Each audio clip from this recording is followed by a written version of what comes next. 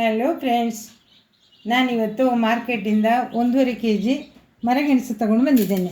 ಈ ಮರಗೆಣಸನ್ನು ಸಿಪ್ಪೆ ತೆಗೆದು ಆಮೇಲೆ ಸಣ್ಣ ಪೀಸ್ ಮಾಡಿ ಇದನ್ನು ಒಗ್ಗರಣೆ ಮಾಡಬೇಕು ಅಂತಿದ್ದೀನಿ ಸಂಜೆ ಚಾಯಕ್ಕೆ ಅಂತ.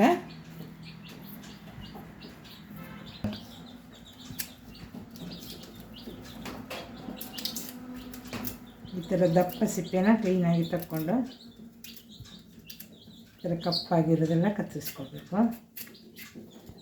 ಈಗ ಇದನ್ನೆಲ್ಲ ಇದರ ದಪ್ಪವಾದ ಸಿಪ್ಪೆ, ಈ ಥರ ಸಿಪ್ಪೆ ಇರ್ತದೆ, ಇದನ್ನೆಲ್ಲ ತೆಗೆದು ಈ ಥರ ಇಟ್ಕೊಂಡಿದ್ದೇನೆ. ಇದನ್ನು ಚೆಂದ ನೀರಲ್ಲಿ ವಾಶ್ ಮಾಡ್ತೇನೆ. ಈಗ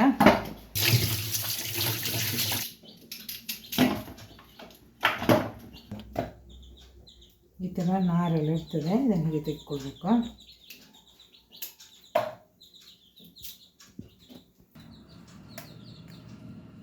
ಈಗ ಎಲ್ಲವನ್ನು ಈ ಥರ ಒಂದೇ ಸೈಜಲ್ಲಿ ಕತ್ತರಿಸಿದ್ದೇನೆ. ಈ ಥರ ತುಂಡು ಮಾಡಿ ಇಟ್ಕೊಂಡಿದ್ದೇನೆ. ಇದನ್ನೀಗ ಸಮಾನ ನೀರು ಹಾಕಿ ಒಂದು ಪಾತ್ರೆಯಲ್ಲಿ ಬೇಯಿಸ್ಕೊಳ್ತೇನೆ. ಉಪ್ಪು ಹಾಕಿ ಬೇಯಿಸ್ಕೊಳ್ತೇನೆ. ಈಗ ಇದಕ್ಕೆ ಉಪ್ಪು ಹಾಕ್ಕೊಳ್ತೇನೆ. ಇದು ತುಂಡೆಲ್ಲ ಉಪ್ಪನ್ನು ಎಳಿಬೇಕು. ಇದನ್ನು ಮುಚ್ಚಳ ಇಟ್ಟು ಬೇಯಿಸ್ತೇನೆ.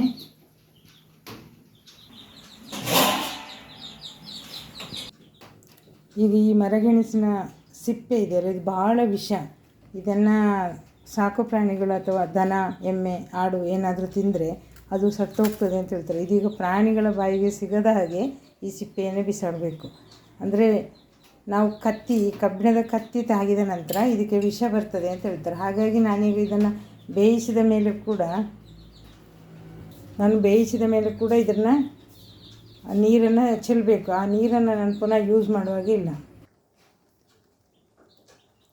ಈಗ ಮರಗೆಣಸಿನ ಪೀಸು ಬೇಯ್ತಾ ಉಂಟು, ಚೆನ್ನಾಗಿ ಬೆಂದಿದೆ. ಸ್ವಲ್ಪ ಇದು ನೀರು ಗೆಣಸು ಅನಿಸುತ್ತದೆ. ಮಳೆಗಾಲದಲ್ಲಿ ಹಾಗೆಯೇ ಮರಗೆಣಸು ಚೆಂದ ಬೇಯುವುದಿಲ್ಲ. ಇನ್ನು ಚೆನ್ನಾಗಿ ಬೇಯಬೇಕಿತ್ತು, ತುಂಬ ಹೊತ್ತು ಬೇಯಿಸಿದೆ. ಸಾಕೀಗ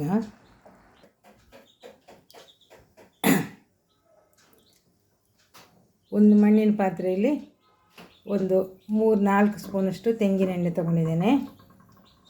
ಚೆನ್ನಾಗಿ ಎಣ್ಣೆ ಕಾಯಿಲೆ. ಈಗ ನಾನು ಒಗ್ಗರಣೆ ಹಾಕ್ಕೊಳ್ತೇನೆ. ಎಣ್ಣೆ ಬಿಸಿಯಾಗಿದೆ. ಈಗ ಬೆಳ್ಳುಳ್ಳಿ ಮೊದಲಿಗೆ ಹಾಕ್ಕೊಳ್ತೇನೆ.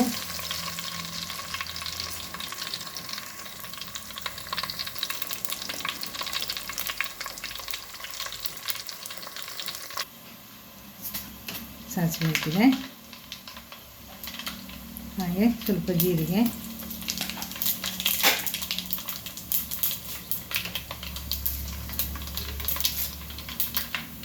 ಕರಿಬೇವು ಸೊಪ್ಪು,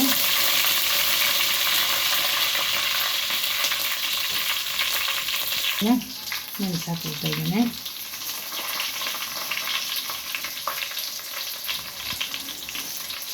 ಈಗ ಈರುಳ್ಳಿ ಮೆಣಸು ಹಾಕ್ಕೊಳ್ತಾ ಇದ್ದೇನೆ.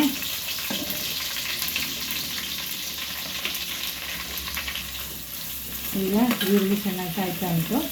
ಇದಕ್ಕೆ ನಾನು ಒಂದು ಸ್ವಲ್ಪ ಕರಿಮೆಣಸಿನ ಕಾಳನ್ನು ಹಾಕ್ಕೊಳ್ತಾ ಇದ್ದೇನೆ.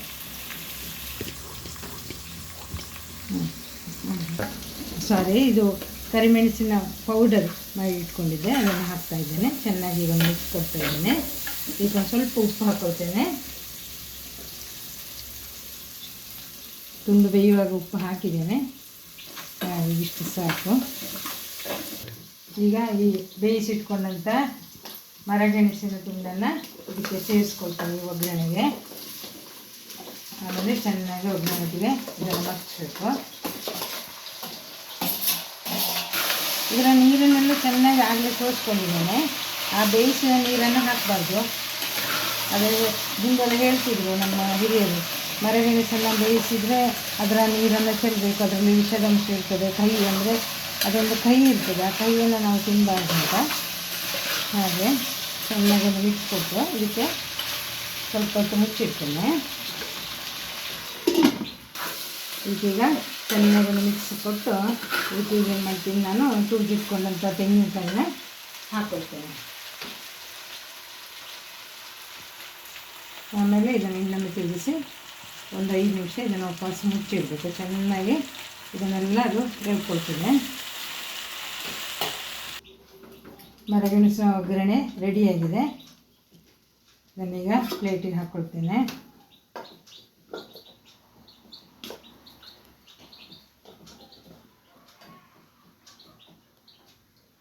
ಬಿಸಿ ಬಿಸಿ ಕನ್ನ ಚಹಾದೊಂದಿಗೆ ಮರಗೆಣಸು ಒಗ್ಗರಣೆ ರೆಡಿ